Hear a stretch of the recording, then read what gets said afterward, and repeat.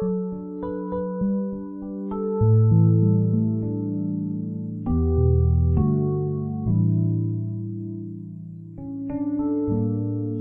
louerai l'Éternel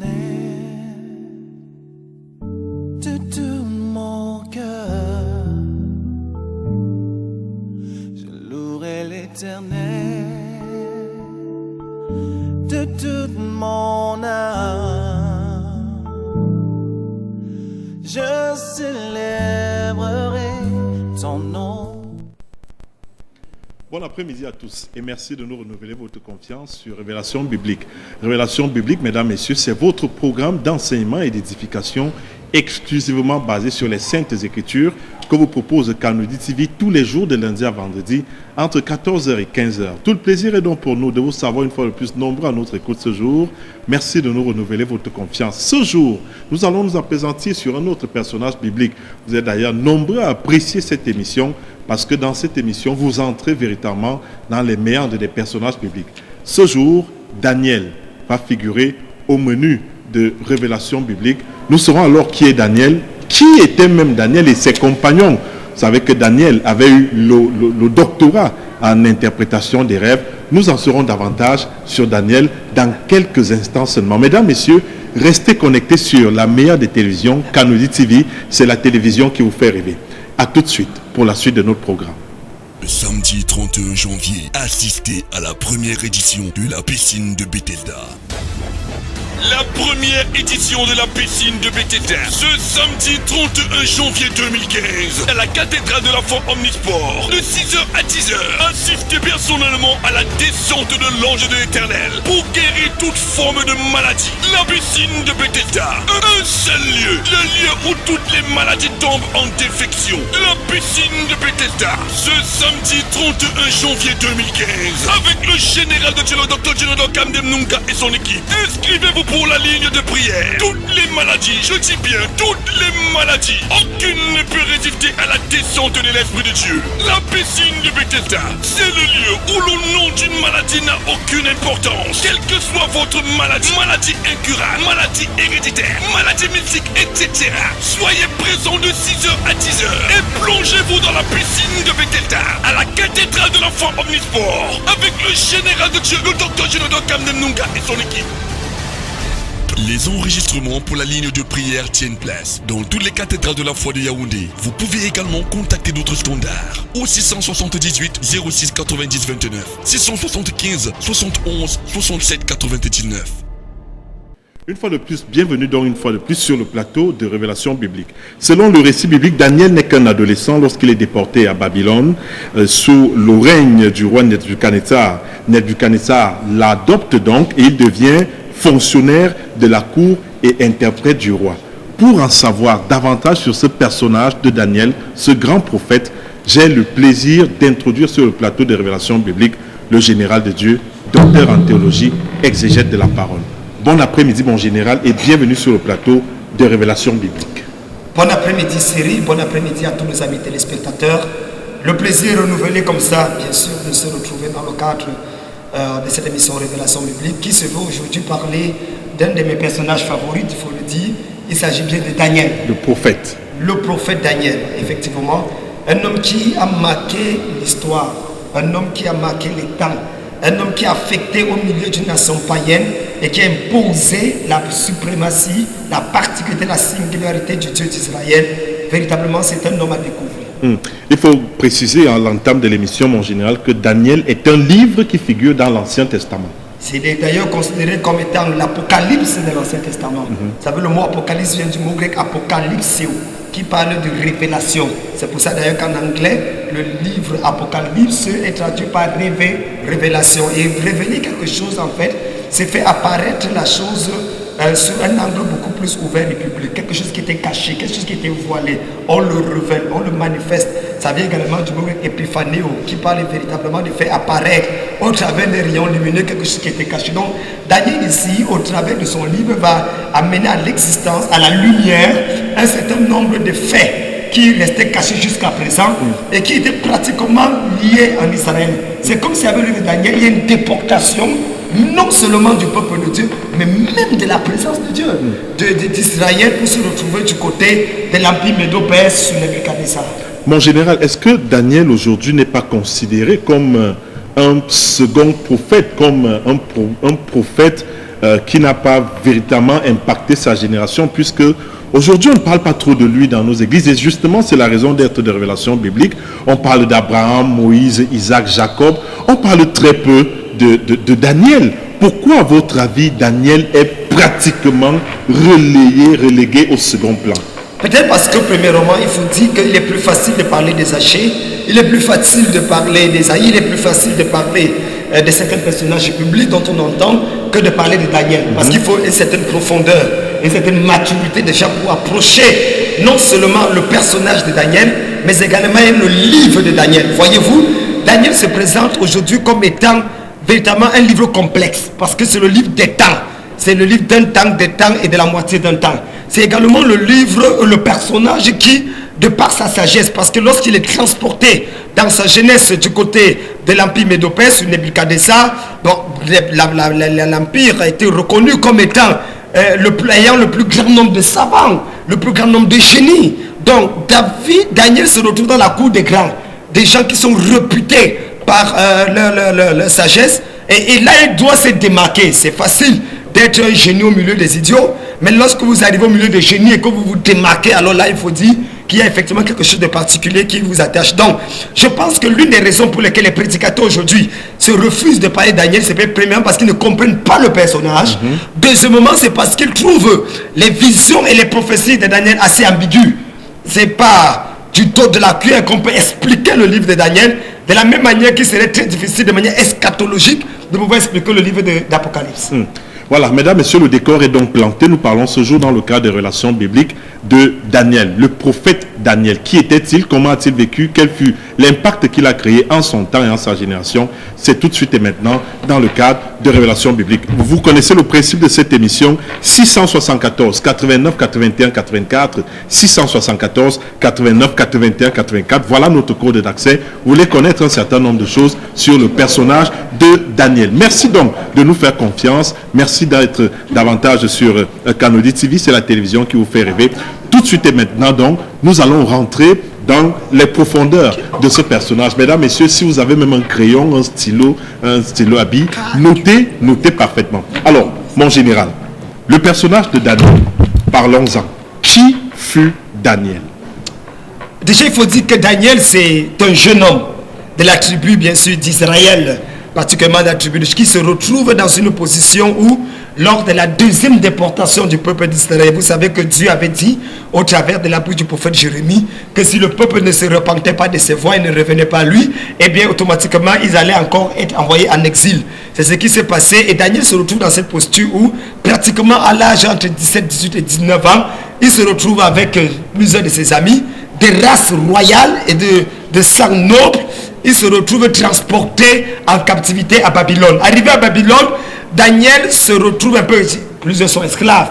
Mais le roi, et comme c'était la coutume à l'époque, ils avaient l'habitude de prendre des enfants de rang royal, de sang royal et de rang noble, à servir au palais du roi. Ça faisait partie de la gloire du roi vainqueur. Ça faisait également partie de la notoriété de ce roi qui pouvait dire à ses convives que celui-ci me sert, il est captif de tel pays, tel autre vient de l'Éthiopie, l'autre vient d'Israël, l'autre vient de Nébus qui à ce moment était reconnu. En fait, ça fait partie de la gloire des souverains. Et c'est ainsi que Nebuchadnezzar donc va donner des ordres particulièrement à son chef pour lui dire que voilà, il faut me prendre un certain nombre de personnes, parmi lesquelles on va parler de Daniel et trois de ses amis. D'ailleurs, à Daniel on donne le nom de Belchassar. Et le nom Belchassar veut dire en réalité Belchassar, ça veut dire que la faveur de Bel, du dieu Bel. Et Bel ici était l'un des dieux Médo-Perse qui avait particulièrement la réputation de pouvoir favoriser les gens. Donc c'est à cela qu'on donnait, parce que certainement le chef des unis avait dû constater en Daniel une certaine grâce. Et comme il ne connaissait pas le Dieu d'Israël et qu'il connaissait que les idoles qu'ils avaient placées un peu dans tout le territoire, c'est pour ça qu'il a donné ce nom. Ils ont rebaptisé le nom de chacune de ces personnes, et c'est ainsi Shadrach, Meshach et Abednego, chacun a reçu son nom. Mais voilà que Daniel arrive dans cette posture Et c'est un homme qui est intègre avec Dieu. Daniel a bâti une histoire avec Dieu. Daniel a une relation profonde avec Dieu. Cette relation n'est pas ecclésiologique. Cette relation avec Dieu n'est pas géographique. C'est-à-dire, comme pour la plupart de certains Camerounais qui, ici au Cameroun, sont très zélés. Quand vous allez voyer à Paris ou à Washington, ce sont des prostituées. Mais on se pose la question de savoir si Dieu a changé en quittant d'une ville à un autre, d'un village à un autre. Mais cependant, Daniel savait que quel que soit l'endroit où il se trouve, il se devait d'honorer son Dieu, de respecter son Dieu. Il avait battu une telle communion avec Dieu qui faisait en sorte qu'il n'avait peur de rien. Il connaissait Dieu comme étant le Dieu des nations. D'ailleurs, le nom Daniel, elle, ça veut dire Dieu, c'est le singulier de Elohim. Daniel donc veut dire Dieu est mon juge. Donc il savait qu'en réalité, quelle que soit la posture dans laquelle il se tient, c'est Dieu qui devrait le juger. Et c'est pour ça qu'en étudiant la vie de Daniel, vous allez découvrir que c'est l'un des rares personnages bibliques. Ils ne sont que deux en dehors de Jésus. L'un des rares personnages bibliques dont on parle de la vie sans parler d'un seul péché qu'il a commis. Eh bien, Daniel. Extraordinaire. Ouais. Alors, 674, 89, 81, 84, voilà notre indice de connexion. Vous voulez connaître certainement un certain nombre de choses sur la vie, sur le ministère de Daniel. 674, 89, 81, 84. Alors, mon général, Daniel est connu beaucoup plus comme l'interprète des rêves. Un peu comme Joseph. On nous parle de Daniel. Est-ce que c'est un don qu'il avait? Est-ce que c'est une grâce que le Seigneur lui a faite? Comment est-ce qu'il se retrouve dans l'interprétation des rêves, mon général? Pour ceux qui nous regardent, pour ceux qui nous écoutent, nous sommes très heureux de vous connaître à l'écoute. Merci de nous faire confiance davantage.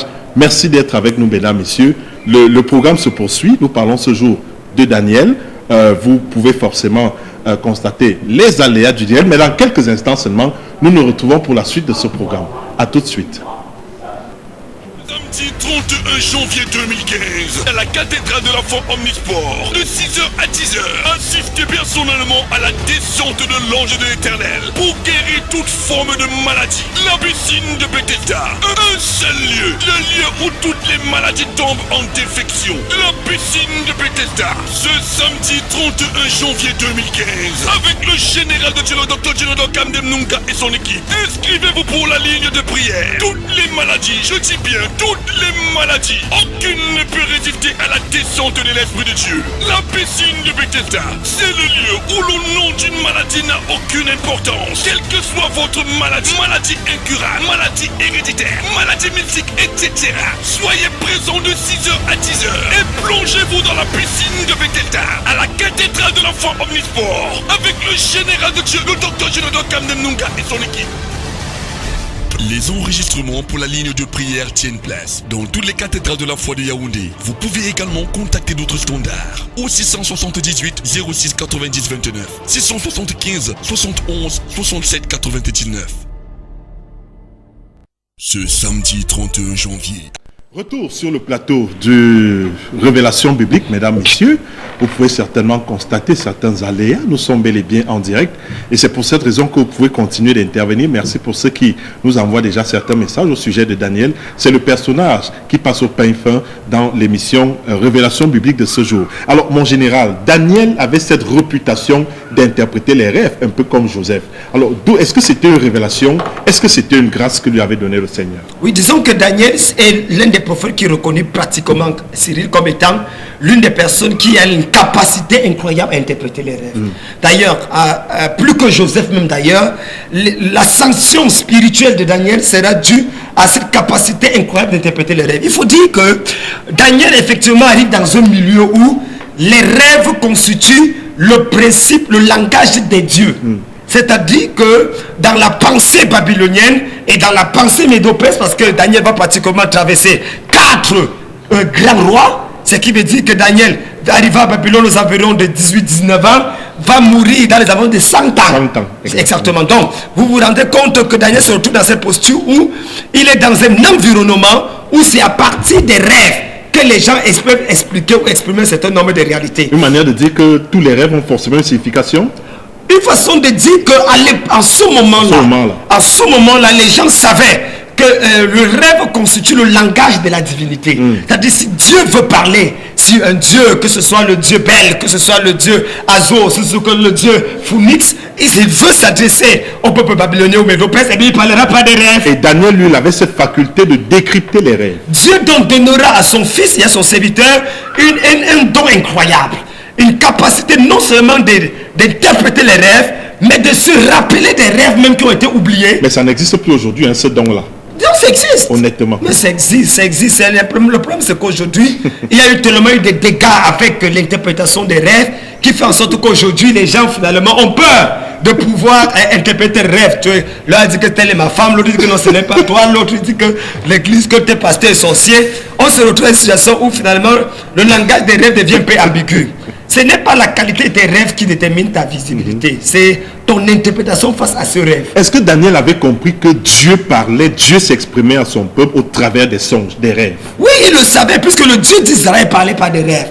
Abraham, Isaac et Jacob, qui sont considérés comme les pères de la nation d'Israël, ont eu la plupart du temps leur visitation divine en partie des rêves. Est-ce que ces rêves-là n'étaient donc pas ce qu'on appelait à l'époque de Jésus les paraboles, puisque ce n'est pas tout le monde qui pouvait interpréter les rêves, Daniel seul, un peu comme Jésus parlait en parabole, mais les gens ne le comprenaient pas. Disons qu'ici, il faut comprendre ce qu'on entend par rêve. Rêve, quand on parle rêve, c'est un mot un peu gros dans lequel on peut mettre vision, songe, et on peut mettre un certain nombre hallucinations et ainsi de suite. Mais il faut déjà dire que c'est très important de prendre les rêves au sérieux. Parce que ces gens prenaient ces rêves au sérieux. Daniel les prenait au sérieux. D'ailleurs, le temps, comme ce fut le cas pour Joseph, va démontrer effectivement que les souverains, les rêves des rois sont des prophéties par rapport à la nation. Et c'est pour ça que c'est dangereux pour un président, dangereux pour un souverain d'avoir des rêves et de n'avoir pas à son entourage des hommes et des femmes capables d'interpréter ces rêves. Il pourra subir un certain nombre de dégâts qu'il aurait pu éviter simplement par le travers des rêves. Parce que Dieu dit clairement que lorsqu'il parlera à ses serviteurs, il parlera pas des rêves, pas des visions et pas des songes. Mais il en est pas ainsi de Moïse à qui il parle face à face. Donc je pense, monsieur Cyril Châtelain-Wolo, que aujourd'hui l'église ferait bien de prêter attention aux rêves, mais surtout de pouvoir interpréter ces rêves à la lumière des Saintes Écritures.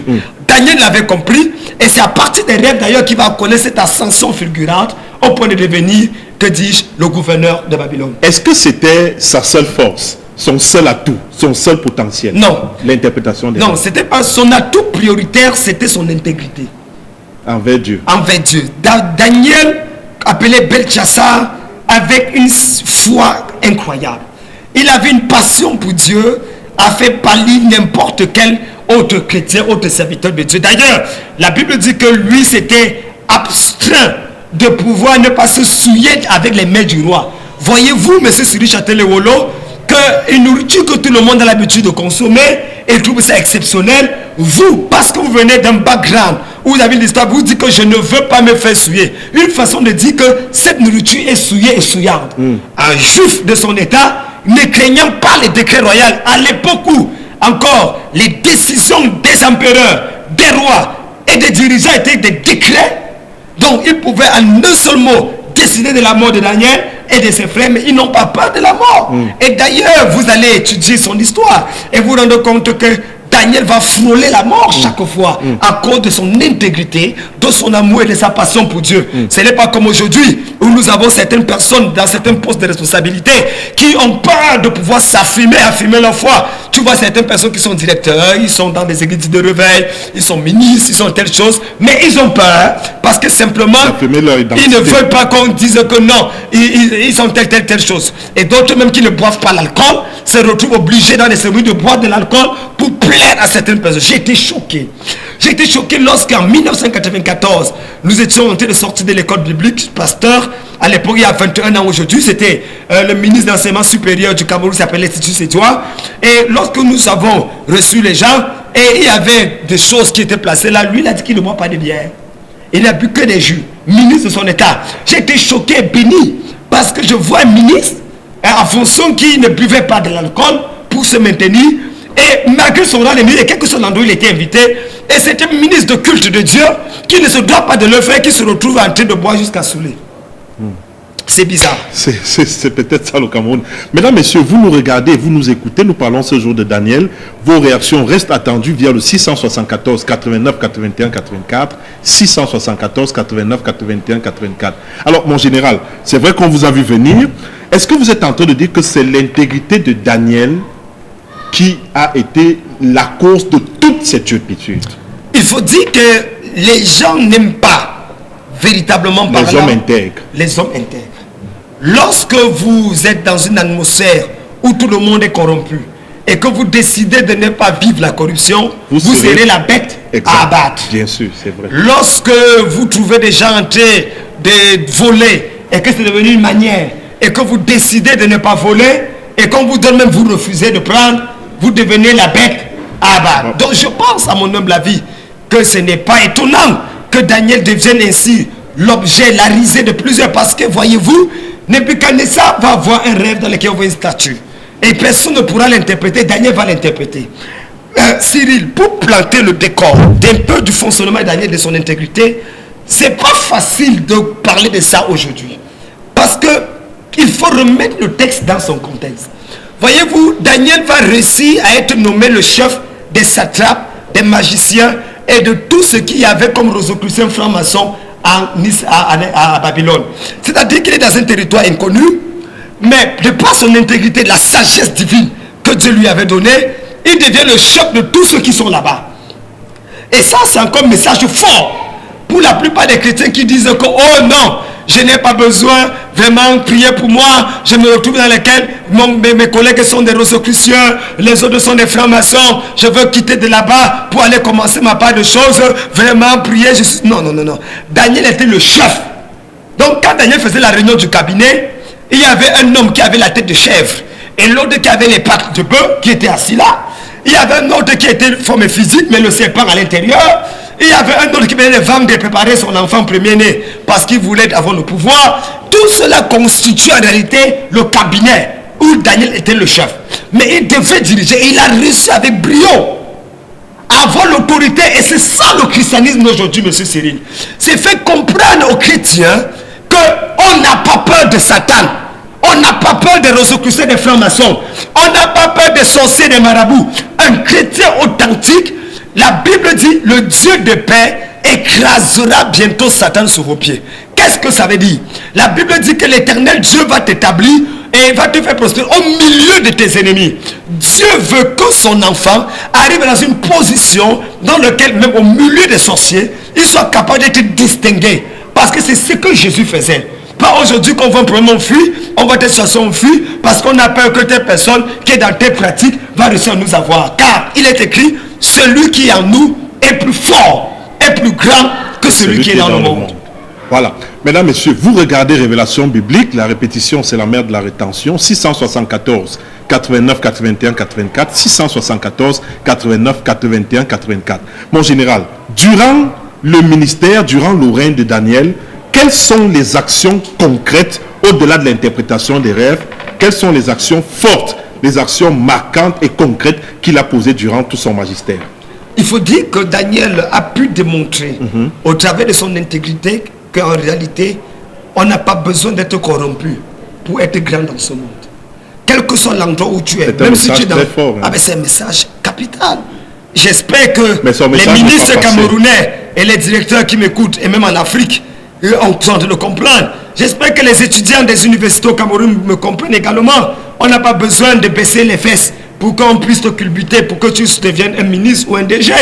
Tu n'as pas besoin de vendre ta mère, de vendre ton père ou de coucher avec une folle pour devenir un directeur d'entreprise ou un millionnaire. Daniel vient donner un message clair, un message transculturel, un message universel selon lequel il faut être intègre avec Dieu. La bénédiction et l'élévation ne viennent ni de l'Orient ni de l'Occident, ça vient de l'Éternel des armées. Je pense à mon humble avis que quel que soit le système dans lequel tu te trouves, tu peux réussir. Quel que soit le milieu dans lequel tu fonctionnes, que ce soit au milieu du football, que ce soit au milieu des mannequins, que ce soit au milieu de la mode, que ce soit au milieu de la politique, tu peux réussir sans te salir les mains. Daniel vient démontrer effectivement en tant qu'un homme d'État, en tant qu'un politicien, en tant qu'un milliardaire, en tant qu'un étranger dans un pays où en réalité les étrangers étaient vus d'un certain heure, Jacob peut démontrer qu'on peut avoir un patron qui n'est pas né de nouveau, qu'on peut avoir un patron qui ne parle pas langue, qu'on peut même avoir un patron qui est sorcier et cependant être béni avec ce patron. C'est possible. Le message de Daniel est clair, Cyril. Arrêtons aujourd'hui de pouvoir accuser le diable même pour les choses qu'il n'a pas fait. Vraiment, tu n'arrives pas à travailler bien, c'est parce que mon patron n'est pas chrétien. Attendez, le patron Daniel n'était pas chrétien, mais il était nommé. C'est parce que la plupart du temps, beaucoup de chrétiens sont paresseux. Beaucoup de chrétiens ne savent pas distinguer, faire le distinguo entre l'église et le travail, et se retrouvent à être finalement des rabat-joie dans un milieu dans lequel eux-mêmes ils ne comprennent ni la tête ni la queue. Qu'est-ce qui vaut à Daniel sa nomination au grade de fonctionnaire dans la cour du roi? Il faut dire que le roi avait déjà remarqué en Daniel un homme particulier, avec un esprit supérieur. La Bible dit que Daniel dépassait tout le reste. C'était un homme de jeûne et un homme de prière. Vous allez voir que Daniel priait tellement que ses collègues ont dit, nous ne pourrons rien trouver de mal dans cet homme si ce n'est dans sa religion. Et c'est ainsi qu'ils vont faire voter au roi un décret que personne ne doit prier rien d'autre que la statue du roi. Et c'est là où Daniel va dire, moi je ne peux pas le faire. Et 3 fois, Daniel venait se prosterner et continuer à prier l'Éternel ton Dieu avec les regards fixés vers Jérusalem. Et ça c'est très important, monsieur Sidi Eolo, dans la mesure où effectivement ça vient confirmer le fait que Daniel en réalité ne faisait pas les coupettes pour être nommé. Daniel avec une intégrité et avec une sagesse. Il savait sur qui il comptait. Il savait sur qui il comptait. Il était 10 fois supérieur aux autres sages du royaume. Et le roi le savait aussi. Oui. Et puisque le roi, dans des cas compliqués, quand le roi ne savait pas comment, qu'est-ce qu'il faut faire, il appelait Daniel. Il appelait d'abord la plupart des satrapes, il appelait la plupart des génies, et ceux en venaient, et chacun parlait. Et il découvrait que le conseil de Daniel et le conseil de ses 3 amis étaient de l'ordre supérieur aux autres. Alors, on connaît également qu'à une certaine période, Daniel a connu tous les problèmes du monde, mon général. Il s'agit de quoi, cette histoire? Ah, comme je le disais tantôt, monsieur Cyril Châtelet-Wolo, lorsque vous faites bien votre travail et que vous refusez de vous compromettre, il y a toujours des esprits, des apprentis sorciers. Et c'était le cas de Daniel, justement. Oui. Beaucoup d'apprentis sorciers sur son chemin qui voulaient à tout prix lui mettre les bâtons dans les roues. Vous voyez-vous, votre élévation ne plaît pas à tout le monde. Ce n'est pas tout le monde qui voit Cyril Châtelet-Wolo avec le général de Dieu en train de l'interviewer, poser des questions que même les journalistes sortis de l'estime professionnelle n'arrivent pas à poser. Ce n'est pas tous les jours que, en vous écoutant la radio, en matière politique avec votre grand forum, et que vous battez même certains politiciens sur leur propre territoire. Ce n'est pas tous les jours que les gens peuvent vous écouter jour après jour pendant 5-10 ans et avoir toujours envie de vous écouter. Donc il y a certaines personnes bien sûr qui ne feront pas ça d'un bel angle, d'un bon oeil. Il y a des gens qui vont se lever et qui vont automatiquement vous jalouser. Et cet esprit de jalousie donc qui va effectivement... Et parfois sans raison. Eh bien le plus souvent c'est sans raison.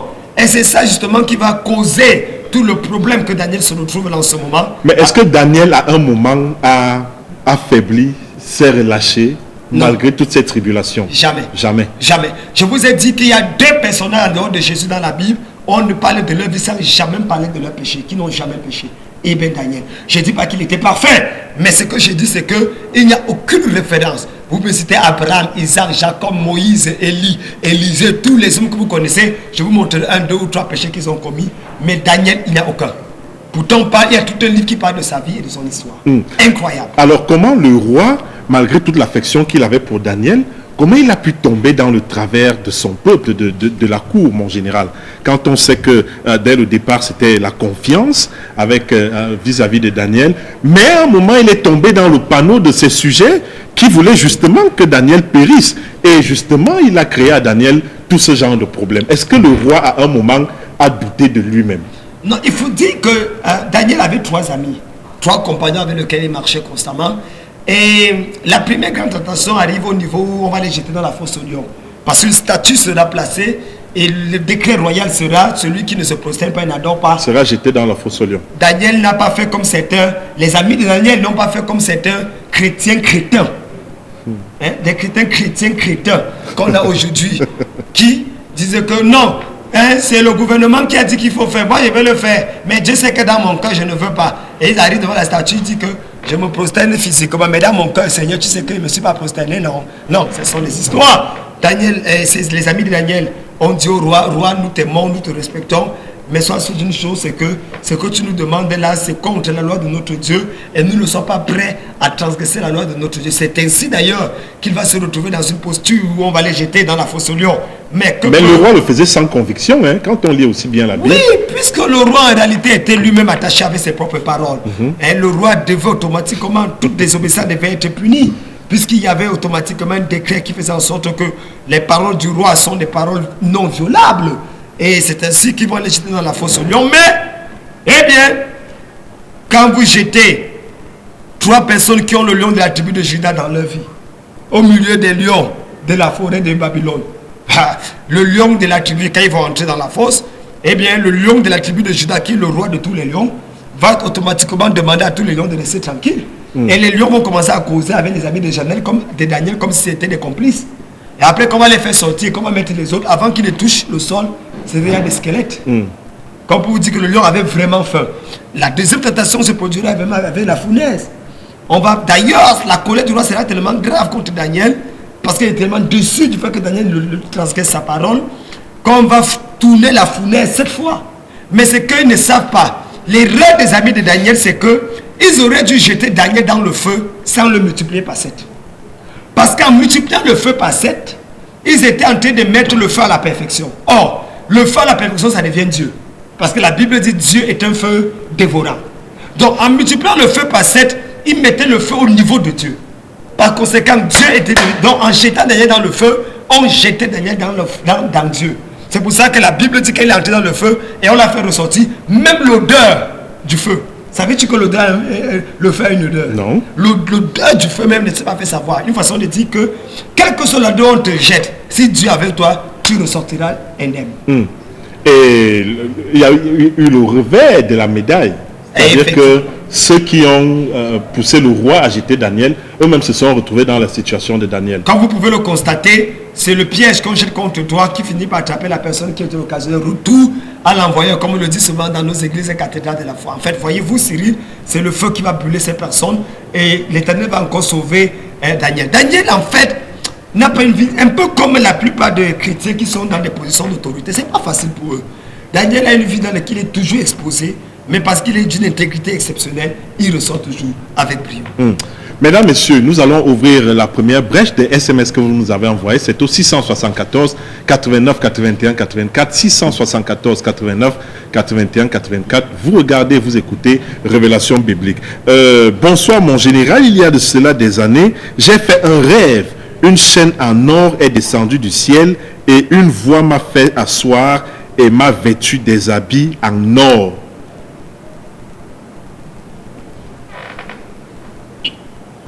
En tout cas, l'or parle de la divinité. C'est vrai que nous n'interprétons pas les rêves dans le cadre de révélations bibliques. Vous pouvez contribuer tout simplement en posant des questions, parce que l'interprétation des rêves, c'est encore toute autre chose. Poursuivons tout de même.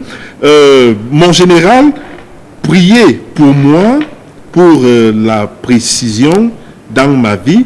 Je suis sur place à tout moment dans ma vie. C'est le sergent Bioni Robert Luc qui vous envoie ce message en vous disant qu'il vous aime véritablement. Mon sergent, tu n'es pas à la lutte contre Boko Haram? Que le Seigneur te bénisse. Nous prions que le Seigneur te donne la précision et que la grâce de Dieu te localise au nom de Jésus. Amen. C'est un auditeur qui envoie ce message tout simplement. Amen, mon général. Pasteur Kamdem, quand on vous écoute, vous prêchez exactement comme le prophète Branham. Vous vous inspirez des brochures branhamistes? Je n'ai jamais lu un livre de Branham. Je connais rien que l'histoire de Branham que j'ai lu dans Ghost General. Branham et moi, pas du tout. Je n'ai jamais été Branhamiste et je ne lis pas ces livres. Que Dieu vous bénisse, homme de Dieu. Je suis enceinte et j'aimerais que vous priez pour moi et l'enfant que je porte, car depuis un moment, je fais des cauchemars. Merci. Moi, je voudrais demander, pour parler de cauchemars, Daniel n'interprétait pas les cauchemars, il interprétait plutôt les rêves. C'est ça, mon général. Bon, qu'est-ce qu'on entend par cauchemar d'abord? Un cauchemar, c'est un mauvais rêve, un très mauvais rêve qui a une mauvaise signification. Mais il y a des rêves, mais de ça deux espèces. Il y a des rêves que Daniel interprétait, comptait. Est-ce que le roi faisait des cauchemars? Bien sûr. Le roi, d'ailleurs, un jour a rêvé qu'il mangeait des herbes. En fait, qu'il est tombé, chuté. Daniel a interprété son cauchemar en disant que, voyez-vous, l'interprétation des rêves n'est pas toujours positive. Rappelez-vous que Joseph lui-même a interprété des rêves. Pour l'un, c'était la restauration de Pharaon, le panetier, et pour les chansons. Et pour le panetier, c'était que la tête devait être coupée. Donc, toute personne qui interprète vos rêves seulement dans un sens positif a un problème. Il y a des rêves effectivement qui ont une connotation négative, mais qui appellent une interpellation divine à pouvoir prier pour que le Seigneur puisse épargner cela. Merci prophète pour ces enseignements, que l'Éternel vous bénisse, priez pour moi. J'ai parfois des problèmes d'anxiété et des stress chroniques. Je prends parfois des calmants, je suis fatigué pour de cela. Priez pour moi, pasteur, merci. Est-ce qu'un chrétien devrait prendre des calmants, mon général? Ce que je voudrais dire, M. Siri Chatelewolo, c'est que en réalité, un chrétien stressé, c'est un chrétien rétrograde. En fait, dans ta marche avec Dieu, le stress ne doit pas exister. La Bible dit, déchargez-vous sur lui de tous vos soucis, car lui-même prend soin de vous. En tant qu'enfant de Dieu, nous devons déposer nos fardeaux entre les mains du Seigneur et laisser le Seigneur lui-même prendre le nôtre. Je pense que c'est une erreur, soit une ignorance, soit alors un problème spirituel. Deuxièmement, je voudrais dire que prendre les calmants n'est pas un péché.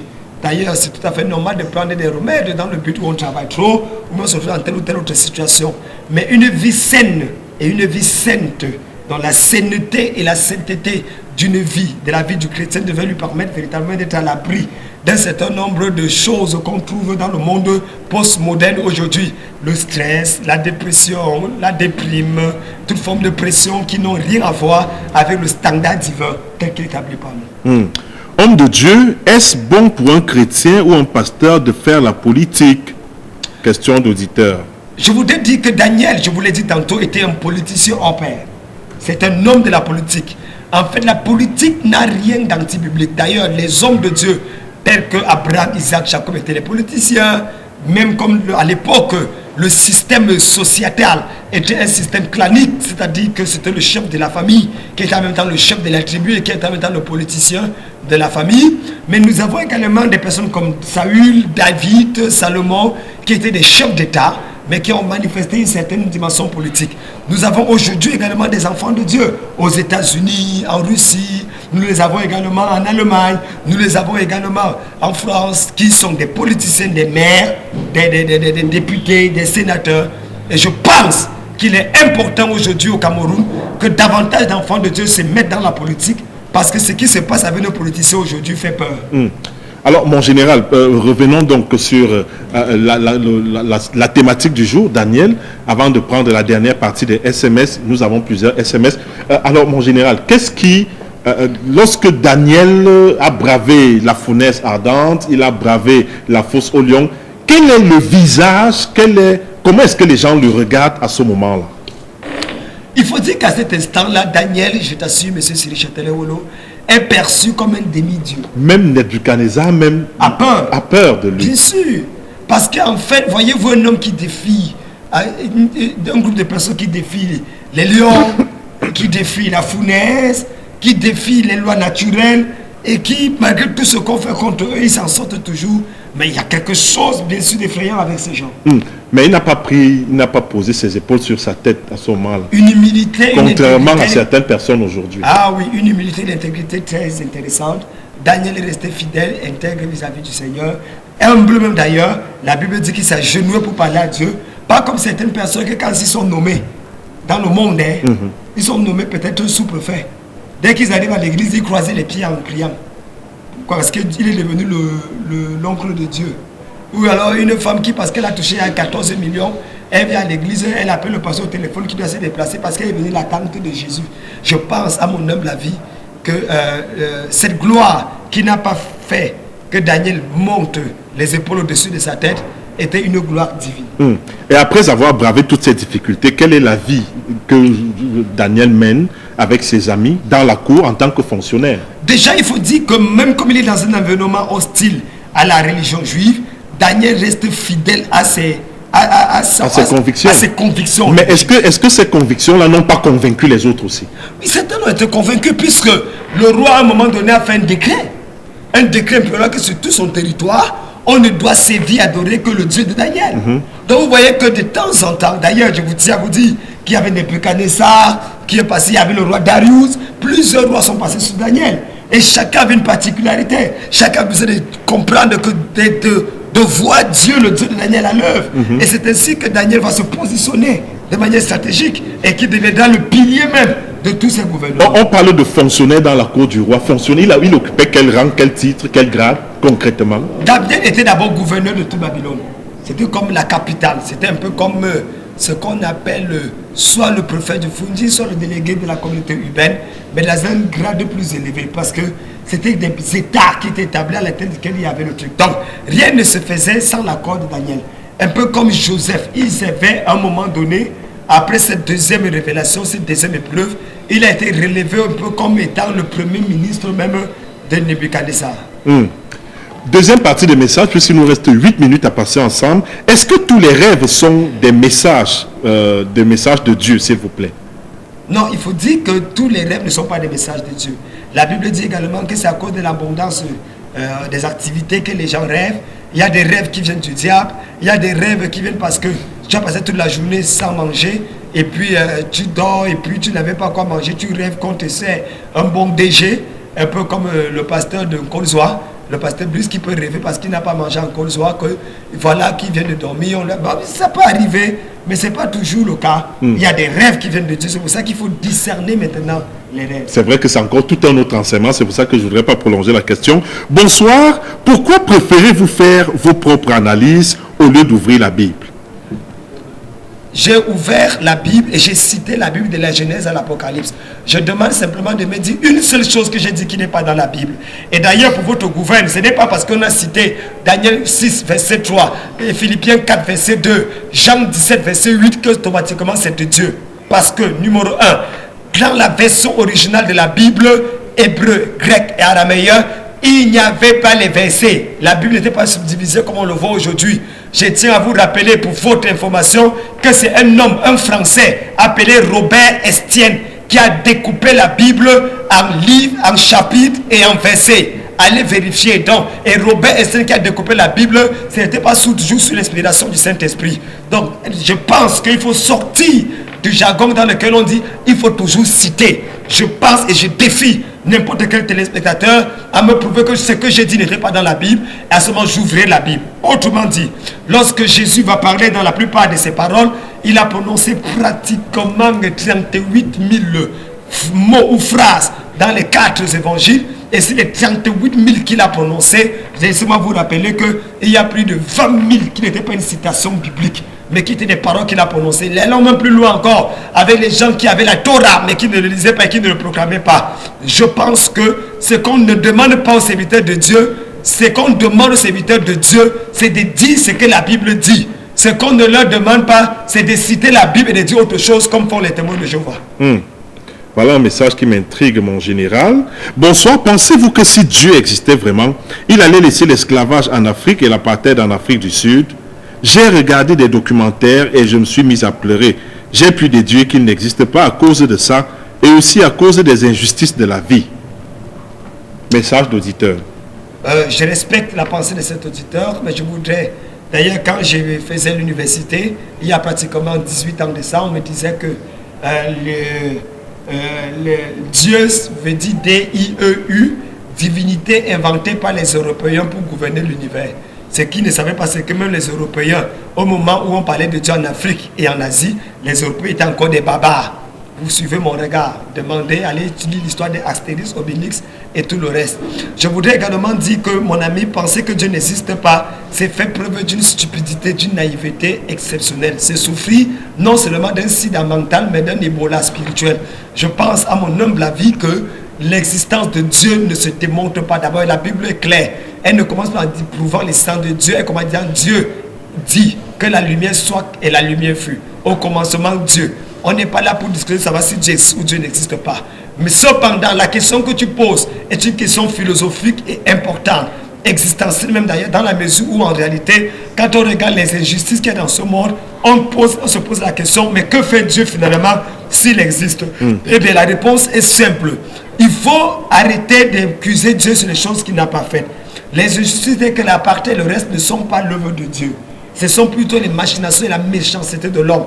D'ailleurs, Dieu agit toujours enfin en délivrant les gens de l'apartheid, en permettant qu'aujourd'hui en Afrique du Sud, ce sont les Noirs qui dirigent. Même chose dans la plupart des autres pays. Homme de Dieu, croyez-vous aux visionnaires?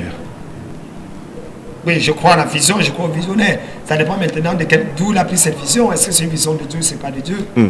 Mais si un rêve se répète à plusieurs reprises, peut-il se réaliser ou est-ce un signe? C'est une question pertinente. Lorsqu'un même rêve revient plusieurs fois. Bon, disons que quand nous avons un rêve qui revient plusieurs fois, ça peut dire deux choses. Ça veut dire que c'est quelque chose qui est déjà établi et il faut faire très attention. Moi, je dis aux gens, quand vous faites un rêve plusieurs fois, le même rêve, priez, allez voir votre pasteur, qu'il prie avec lui. Si c'est un mauvais rêve, annulez ça. Si c'est un bon rêve, priez que Dieu le fasse rapidement exécuter dans votre vie. Bonjour homme de Dieu, je voulais l'explication de la statuette que Daniel a vue dans son rêve. Les différentes parties signifient quoi? Ce message, je le prêche vendredi. Je vous invite ce vendredi à partir de 18h à la cathédrale Fort Texacom du Sport. Je parlerai du mystère de la statue de Daniel et de la pierre qui est descendue pour éclairer tout ça. Ça sera grave. Bonjour pasteur, je voudrais que vous priez pour que j'accouche dans les bonnes conditions et pour mon voyage, merci. Un autre message, mon général, ce pays, nos patients et notre devoir est de garantir la paix. Bon, le message est mal libellé. Mon général, il y a des années de cela, j'ai fait un rêve, une chaise en or, je crois que nous avons déjà lu ce message. Monsieur Siri, permettez qu'on parle un peu du pays. Parce qu'il y a quelqu'un qui a dit ce pays. Oui, parce qu'il nous reste moins de 3 minutes. Permettez-moi de dire juste une chose. Je pense, et je voudrais saluer avec beaucoup de joie et de grâce les forces de défense nationale qui sont en train de combattre et d'affliger des défaites lourdes à la secte islamique Boko Haram. D'ailleurs, je voudrais rassurer tout le gouvernement que les églises dites de réveil et toutes les autres églises sont de tout cœur avec vous dans la lutte contre Boko Haram. Et j'ai déclaré et prophétisé, notez mes paroles, que 2015 ne finit pas sans que la tête du chef de Boko Haram soit placée à terre. Automatique, je l'ai dit, je n'ai pas peur de lui. Et nous disons Amen. Donc ça c'est clair. Je voudrais également interpeller le Cameroun tout entier dans un sursaut nationaliste. Véritablement, levons-nous par rapport à notre nation. Parce que ce qui se passe, ce n'est pas seulement Boko Haram. Il y a des gens qui veulent déstabiliser ce pays. Tout ce qui, les armes qui sont en train d'entrer, toutes ces choses, ça semble entrer pour la bonne cause. Mais il y a le revers de la médaille. Frères et sœurs, prions pour notre pays, prions pour notre gouvernement, prions que ce qui arrive aux autres ne nous arrive pas. Je vous interpelle, Église Père, Église du Seigneur Jésus-Christ, levons-nous et prions. C'est grave. Dernier message, mon général, peut-être pas le dernier parce que nous en avons plusieurs puisque nous sommes arrivés au bout de notre temps. Bonsoir pasteur et à vous Château. Je voudrais que vous puissiez m'expliquer ce que signifie une écharde pour le chrétien du 21e siècle, du fait que Paul en avait une durant son ministère. C'est Pierre Doudzak qui envoie cette question très pertinente. J'espère que le révérend Valérie Kamdem a encore mon message que j'avais prêché sur l'écharde. C'était un séminaire où je parlais de la guérison divine. Et j'avais prêché sur les chartes de Paul. J'avais démontré ce que c'est que les chartes et quelles sont les implications. Approchez-vous de Kanodi TV ou de Dunamis FM. Ce message d'environ 1 heure de temps est disponible. Vous pourrez les avoir. S'il n'y a plus ça, je reprêcherai ce message. Alors, mon général, qu'est-ce qu'on retient donc du ministère de Daniel et quelles sont les leçons à tirer de ce personnage? Qu'importe l'endroit où tu te trouves, tu peux servir Dieu. Tu peux être en exil comme esclave et devenir le meilleur. Lorsqu'on a Dieu de son côté, on est sûr de réussir sa vie. Arrête de te dire si mon père était là, si j'étais dans mon pays, si les choses étaient bien, si mon patron était chrétien, si mes collègues m'aimaient, je suis sûr que j'allais avancer. Non. Ils peuvent te détester. On peut te haïr. On peut te mettre les bâtons dans les roues, mais tu finis par t'en sortir. Parce qu'il y a un Dieu au ciel qui récompense ceux qui lui font confiance. Mon frère, ma soeur, frères et sœurs dans le Seigneur, je ne sais pas dans quel poste tu te trouves, sois intègre, marche avec Dieu, évite la corruption, Marche avec les voies du Seigneur et je t'assure, quelle que soit la durée de la nuit, le jour finira par briller dans ta vie. Que Dieu vous bénisse. Pour finir, Daniel est mort à l'âge de 100 ans. 100 ans, un peu plus de 100 ans. Oui. Mesdames, Messieurs, c'était Révélation biblique, édition de ce jour. Nous parlions alors ce jour du prophète Daniel. Vous avez certainement suivi, nous n'y reviendrons forcément pas. Que le Seigneur vous bénisse. Merci, mon général, pour toutes ces explications. Et nous osons croire que nous reviendrons parce que nous avons une vingtaine de SMS que nous n'avons pas épluchés. Nous voulons d'ailleurs profiter de cette occasion pour demander des excuses à tous nos téléspectateurs. À vos questions, vos réponses. Je pense que nous devons avoir cette émission, ça fait longtemps quand même. Vos questions, vos réponses, je pense que tout à l'heure, nous restez scotchés à Canody TV et juste quelques minutes après, je pense, nous aurons à vos questions, vos réponses. Pour envoyer ces SMS, je prends comme ça, monsieur, si j'attends et vous le plein, mais je pense que ce serait une très bonne chose. Que le Seigneur vous bénisse et bonne continuation. Surtout 21h, c'est la rediffusion de ce programme. Je proclame.